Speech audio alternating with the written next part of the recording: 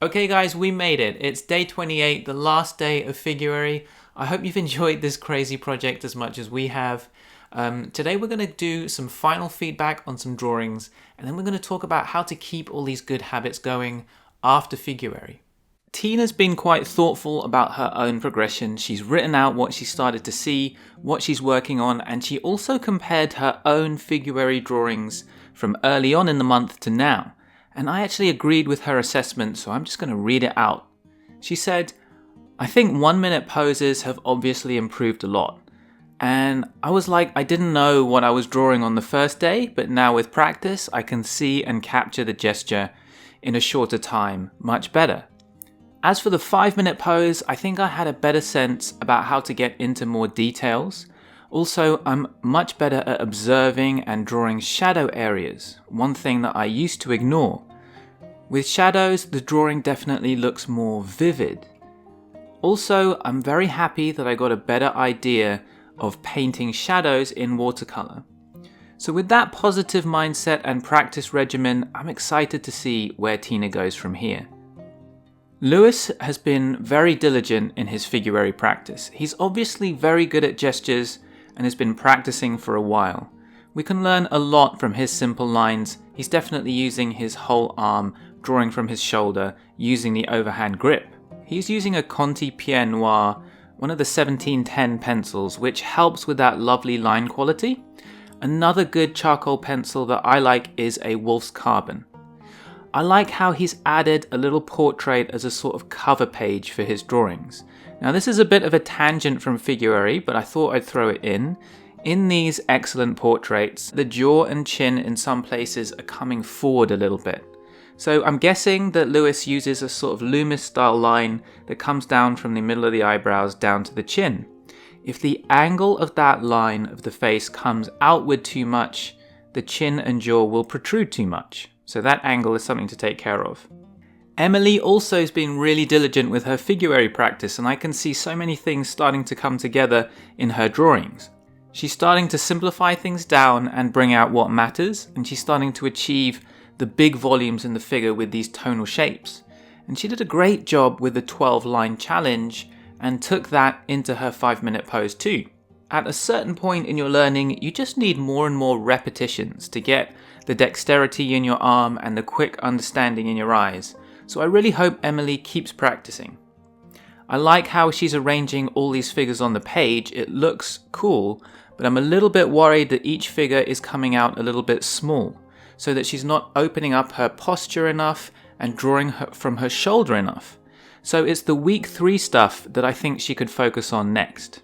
Rachel was already fantastic at rendering and putting in nuanced tones. She's really good with light. Look at the drama she achieved when she had a bit more time for the day 9 pose. It was her quick drawings where things looked a little bit less sure-footed. And the main reason I wanted to show Rachel's drawings was I loved her 12-line drawings. The 12-line challenge seemed to just really click with her and make a lot of sense. And I'm not sure, but maybe what was happening is that because she's got a great eye and a ton of ability, and she's so good with nuance and light, those things were vying for her attention during the shorter poses, and she wasn't letting go of them. When she could only do 12 simple lines, it allowed her to really let go. Some of the irrelevant information is creeping back in on those quick drawings on the days after the challenge though, and that's taking away a little bit from these gestural curves, pushing her to go a little bit faster maybe, pack in a bit more information. So even if she's not doing the 12-line challenge, I'd love to see her move more towards the gesture and leave out the extra more literal information during the quick poses. So the last thing for us to do is think about how to take forward these great drawing habits after Figuary.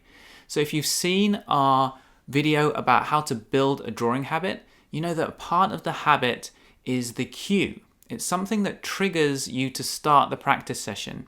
So during Figuary, there were a lot of cues to do your practice session. There were daily videos from us and daily videos from Croquis Cafe, for example. After Figuary, those cues won't be there anymore, so you can replace them with your own cues or triggers. So whether that's, the first thing you do in the morning is a quick Croquis Cafe session or something like that.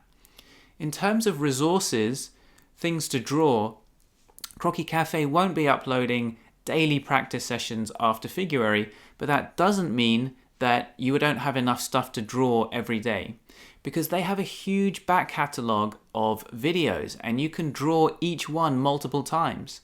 You could draw them once, sticking to the time limits, and then do it again, but pause the poses and study them more closely, for example.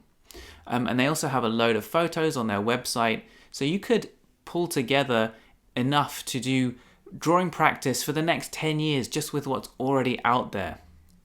I really hope that you can keep up the drawing habits that we've built over this month, because they're really going to pay off in the long term. If you'd like to work with us more closely, check out our new upcoming Life of Drawing program. It's going to be a 10-week training program that you can do with us. To find out more, go to lovelifedrawing.com/lifeofdrawing. The last thing I wanted to say is a big thank you to you all for creating this really positive, encouraging community around Figuary.